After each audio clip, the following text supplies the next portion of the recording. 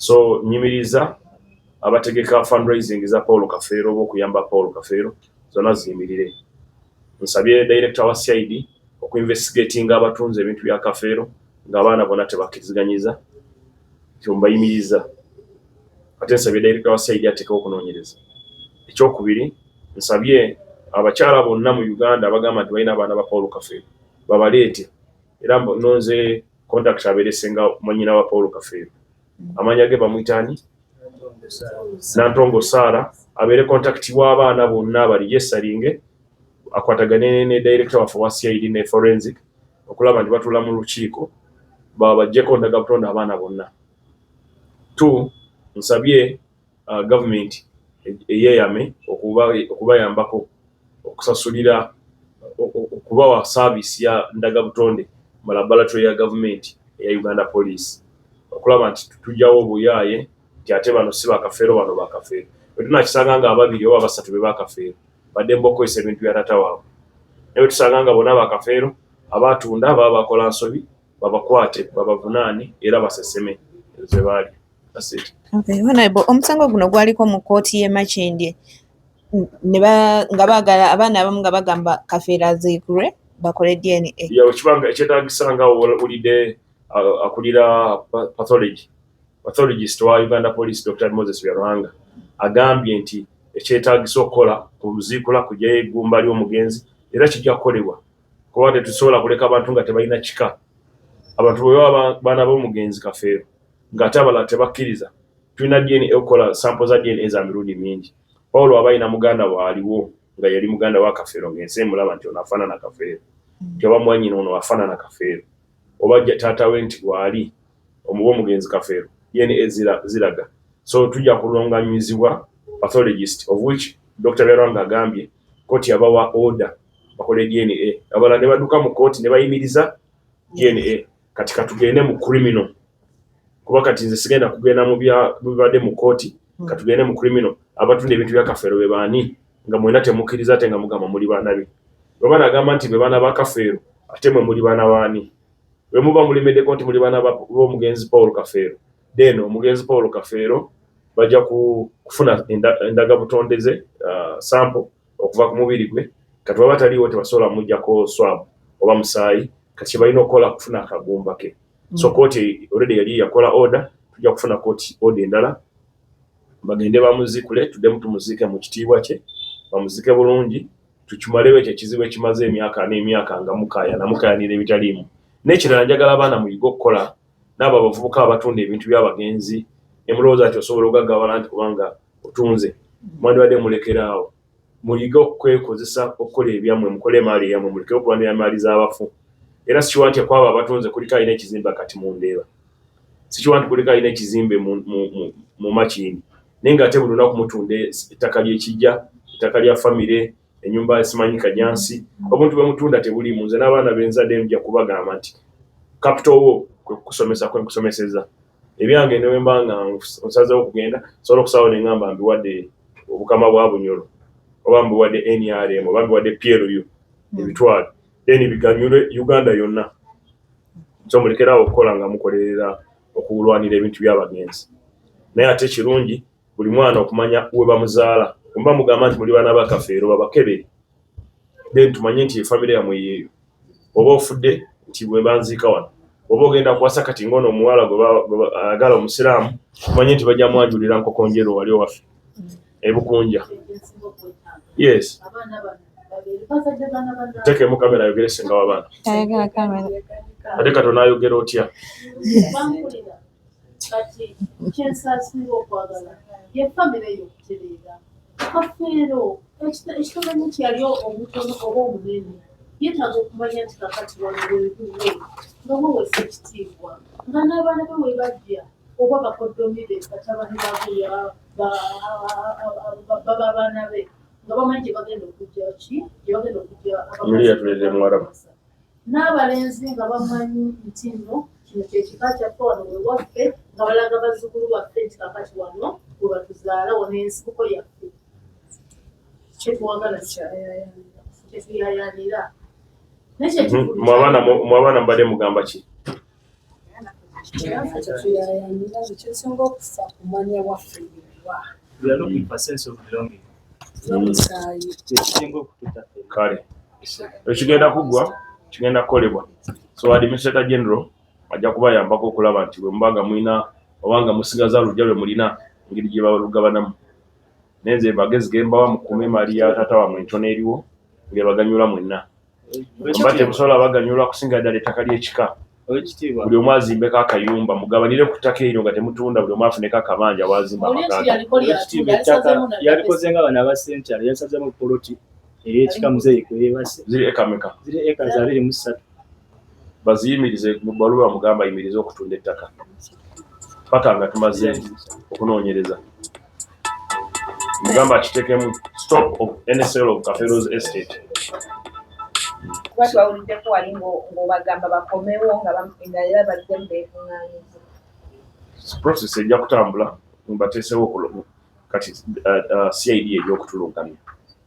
Kuba sagala kubalagira nti mukole kino mukole kiri, bo bakole ekituufu. CID ekole nga terina kwekubirira kwonna, banoonyereze ku biri criminal, kubanga ebiri criminal kwe kutunda ebintu by'omugenzi okuganyula abatono, ebitaganyula bonna abaliwo.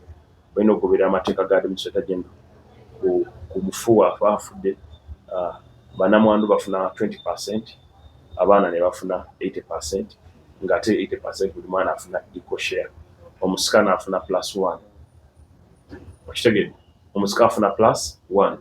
N'abasigale bonna bafuna kyenkanya. Vidiyo ze twasembyeyo okufuna ekijja nga kiringa ekiga n'enju mwe baziika omugenzi ekigenda okugwa. Ensonga y'ekivulu kino nga gwe minisita ate nga gwe obutegesi bw'ebivulu ebyeki. Yali kaso zaatandiseko omwezi ogujja. Kibadde gye kirina posita kazaafu. Anti kati tubagambye tukuyimirize bakanga okunoonyereza kwa poliisi. Kati mpandikidde poliisi, let police decide. Sagala kumala budde ku ebyo bitankwatako. Jja baweerere abaana oba baliisa abaana oba bajjanjaba abaana tebakifuna. Obudde bwatambula ekiseera ne kituuka abakuzeemu ne basala olukujjukujju bakebere omusaayi. Kwaliko abakuza be tutaamanya oba Kafeero yabaleka oba si yabaleka, ne batugamba nti be bakuza. Kye tutajja kugamba nti no tetwabakkiririzaamu kubanga bajja ate mu buseera tukola ki twali twetaagira obuyambi ne batutwala ekiseera naye nga naffe baatuuka ekiseera abaana ne beetaaga obuyambi kuba bali batuuse mu kilaasi eza waggulu. Abakyala ne batandika okugamba kuba abakyala abaana bano okusooka ng'abaana batebanneegatta kuba bali abaana 14. Abakyala ne batuuka ekiseera nga beetaaga obuyambi naye nga tebakola kibanaye babujja. Ne batuuka okugamba tukwate amaka g'ekajjansi tuteekemu abapangisa tusobole okukola ki? Tusobole okufunanga obuyambi. Waliwo omu ku bo abaana abaali basigaddeyo, yali asigaddeyo gwe bayita Simon Kafeero neyita Thomas Kafeero aliko erinnya eddala bayita Swazi ne wabeerawo ne Nagawa. Bo baasigalayo ekyo awantu ne beefunza naye nga buli we tukuŋŋaana tugambe nti bannaye wano tukole ki? Tupangise musobole okuvaamuko kasente at least kagulenga ku bitabo kayambeko. Kyagaana. Ekiseera kyatuuka meeting neekolebwa ne bagamba nti bagenda ku musaayi. Nze kennyini naliwo n'omukuza nga weebali ne nninda abakyala abaali bakuŋŋaanye n'abaana oba bakkiriziganya ekyokugenda ku musaayi bambi tebaawakana. Nze kennyini ne mbagamba nti kati wekiba kyagenda ku musaayi tulina okufuna olukusa ebbaluwa okuva oba wa Administrator General oba mu kkooti oba wa lawyer etukkiriza okukebera omusaayi guno. Tutegeke n'ennaku endala zibenga ennaku 21 tutegekeremu okugezaako okuyita abaana abalala bajje okukeberebwa omusaayi. Tugezeeko n'okugamba bekikwatako kati nga abakulu abali mu famire na buli omu yeetegeke bulungi ku wiiki endala ku wiiki enaabanga ey'okusatu tukole ki? tulyoke tugende nga tumaze n'okufuna ebbaluwa etukkiriza okukebera ki omusaayi. Abaana Kafeero kyabagambye balina. Bajja ekintu ekyo mwami Balamu oyinza okufa nga wandikijjukiramu akatono kubanga abaana abo bajja buli omu wagenda ng'okulaba nga omukyala zinagamba nti in fact mu kufa nze kwe nalabira n'abakyala abasinga kubanga nze abakyala be nali mmanyi ko omukyala oyo azaala oyo Swazi Thomas Kafeero n'azaala abo n'azaala ono kati ono nali namulaba ku olwo mama wa bano nali namulaba ku olwo Pawulo lwakola ki lwe tumuziika abaana abasinga ne bamama baabwe nabalaba ku olwo Pawulo lwakola ki lwe bamuziika. Kakati mu bbanga lye twagera nti tugenda ku musaayi teyakola ki nti twagera nagenda okulaba bannange be twali nabo abo bagamba nti bakuza bamandeevu tebayisaawo nnaku mu wiiki gye twateesezaamu tugenda ku musaayi tukuŋŋaanye abaana lwali lwa Mande kubanga nalinga mukubira ku ssimu lwali lwa Mande lumu ne mugamba baaba tutuuseewa ku pulogulaamu yaffe yaŋŋamba bugambi nti ffe tuli ku musaayi tuli ku ddwaliro tukebera musaayi ne mugamba nti nga temwatugambye nsuubira minisita ompulirizaawo naŋŋamba nti nga temwatugambye temwambuulidde jjukira twali tuseetinze wiikisi 3 within 1 week baali bakoze eki bo bagenze wenkuba essimu naŋŋamba nti tuli ku musaayi ne mugamba taata nga temwaŋŋambye bakebeera ku Nakasero NBN yes we bakeberera ne mugamba nga tebaatugambye ne nkubira maama waabo mukyala Namata ne mugamba nti muli luddawa nambuza nti gwe ssenga oli luddawa ne mugamba nti nze mukolayo ki nti batukebera musaayi ko nze namwe mukkiriza bakebera omusaayi ogwo mu budde bwe tutakoze eki bwe tutateeseteese.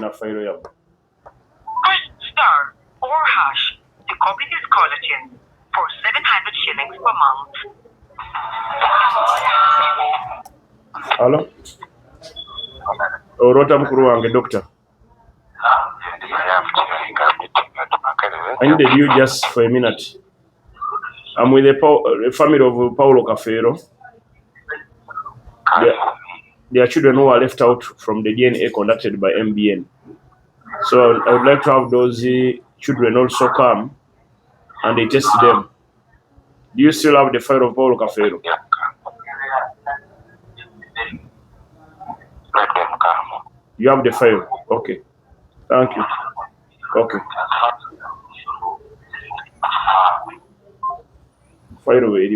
Kati bagenda mu maaso n'okebera omusaayi ne bavaayo ne wayita ennaku gwali mwezi gumu nakubira Simon ne mugamba nti ebintu ebibanga bivuddeyo kale mumbuuliranga ne tukitegeera.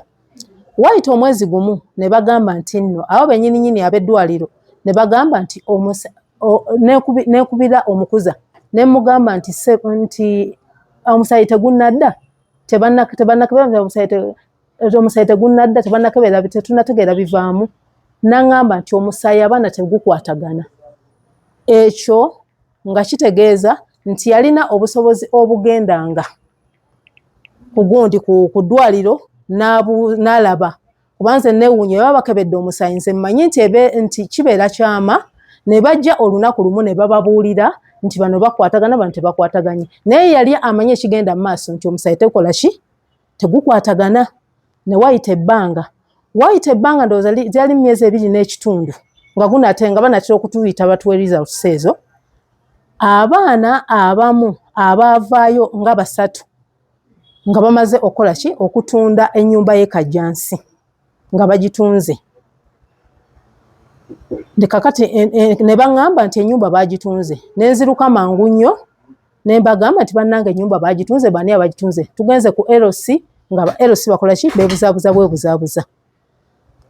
Ne wayita ndowooza yali wiiki ezaali nnaku nga 3 ne batuyita e Nakasero nzijukiranga oba yalinga public holiday kyenzijukira ne batusomera bagenda okusoma results z'abaana nga abaana bonna bawandule kaffe talinaako omwana n'omu okuggyako bali abasatu abatunda ennyumba nga be basatu abagiddeko bano ne babeera out.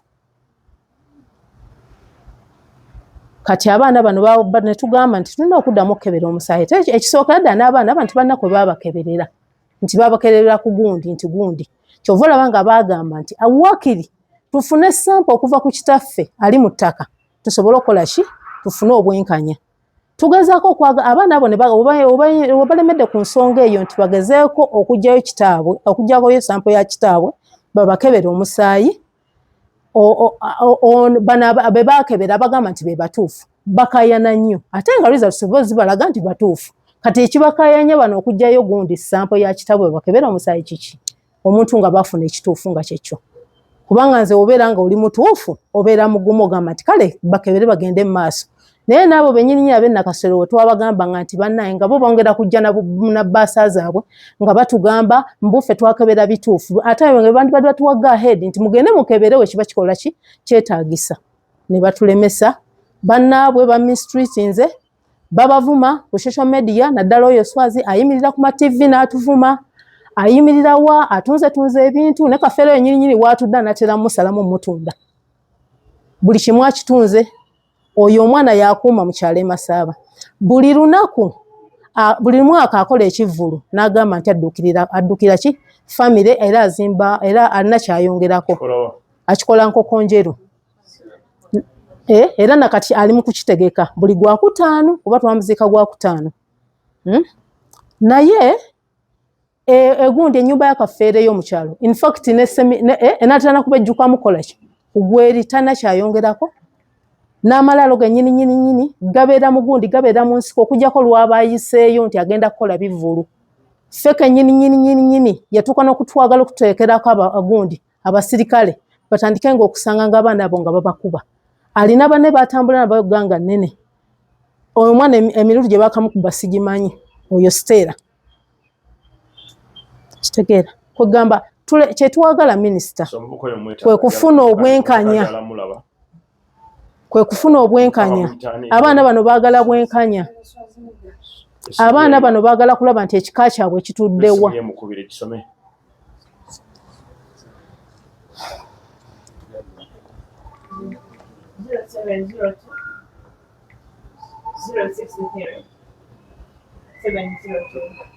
Zero.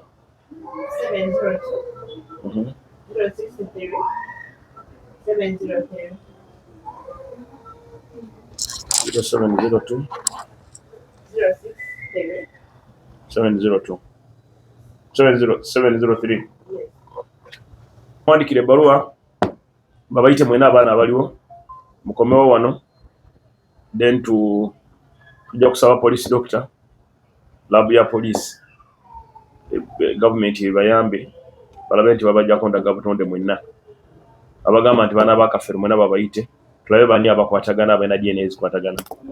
Ekyo bakigaana minisita kugambye ndagira ngenda kulagira ate ani yakigaana.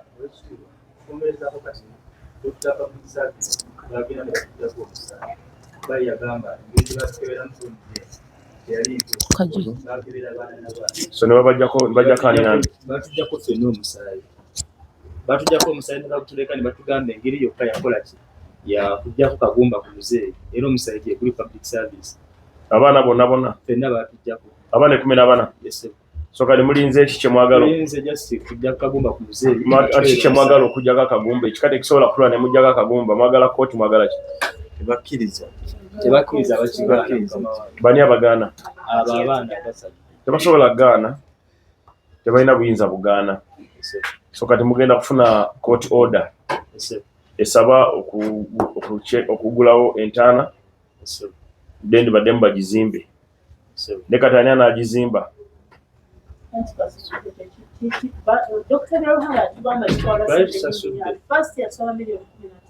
okola ki Dr. Byarwanga wa police yabagamba $15,000 umulimba tasobola zibasaba ezo zonna zaaki kyakulira kyagamba.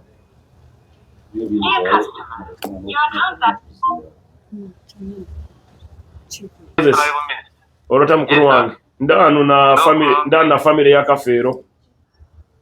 Yes. This matter has been ongoing for a long time. The late Kafeero, the singer. The singer. Now his children are here in my office, some of them, Yes. that they have not had a chance to exhume the body of Kafeero so that they can get a piece from him to do a DNA on these children.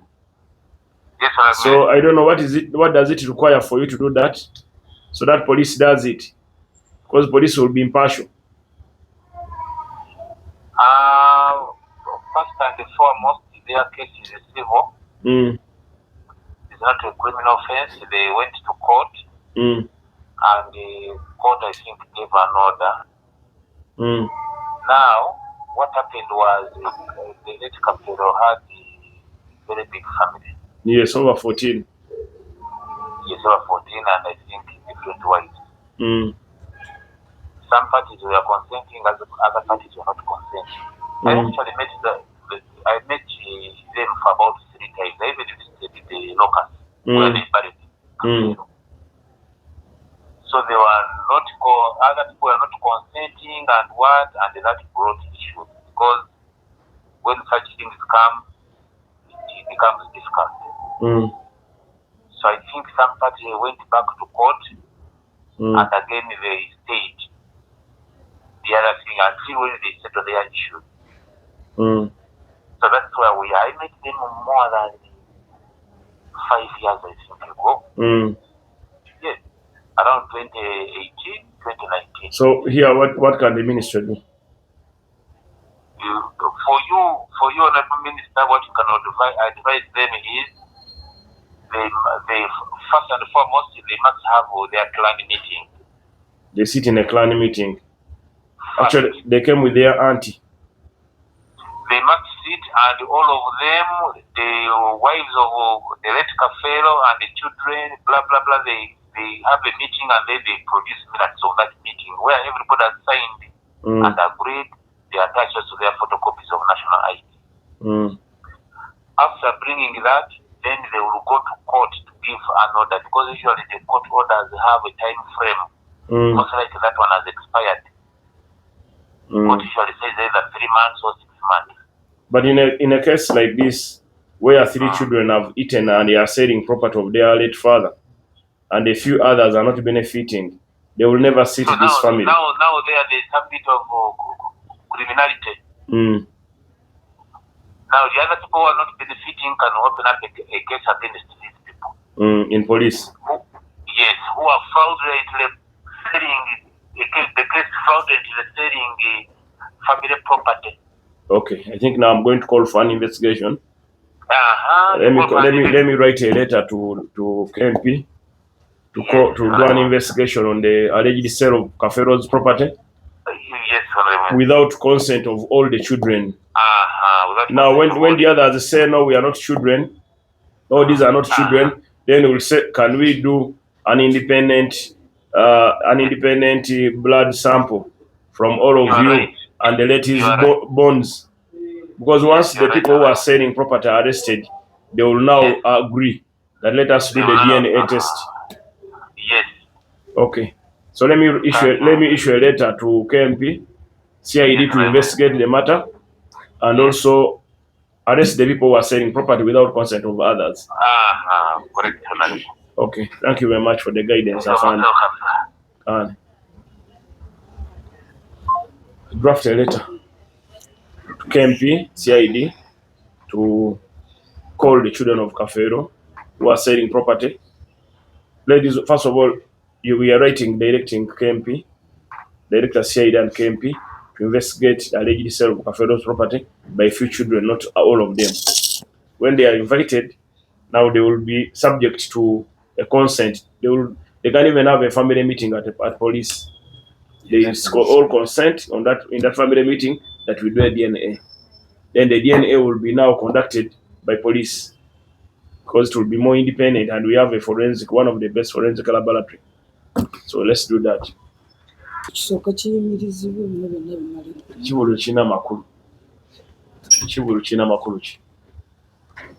Anti ye yakifunamu ate nga akikola mu akakasa Kati ne bwaba akifunamu tekirina makulu lwa nsonga. Nammwe mulina right okutegeka ebyammwe, lwaki temutegeka byammwe? anti Yabitunda kati yakitunda.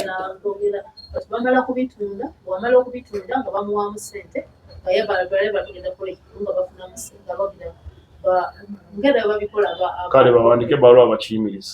yes. Bawandiike ebbaluwa ekibulu kya Kafeero mutuwe ennaku mutuwe details. Bakiyimiriza. 17 kibeerawo wakati wa Kibaawo nga 17. Gwe kumeka. 17 Ogwokutaano. Bawandiike ebbaluwa ekiyimiriza. yes. N'ebyo byonna bigenda kubeera mu investigation za poliisi. Oli omwami awandika ebbaluwa mugambe abyongeremu. Fundraising yonna egenda mu maaso mu linnya lya Kafeero eyimirizibwe paka nga famire emaze okutuula. Kubanga ye akakasa abantu mbwa agenda kuyamba eno, agenda kuzimba, agenda kukola ki? Talina kyakola okuleka okutunda. So mu bbaluwa gy'owandikira poliisi okola investigation, stopping any fundraising in the name of Paul Kafeero. Any concert or any fundraising in the name of Paul Kafeero, till when a family meeting or clan meeting as such to determine on the matter.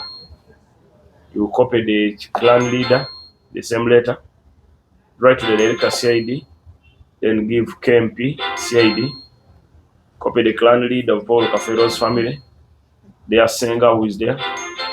Okay? Yes.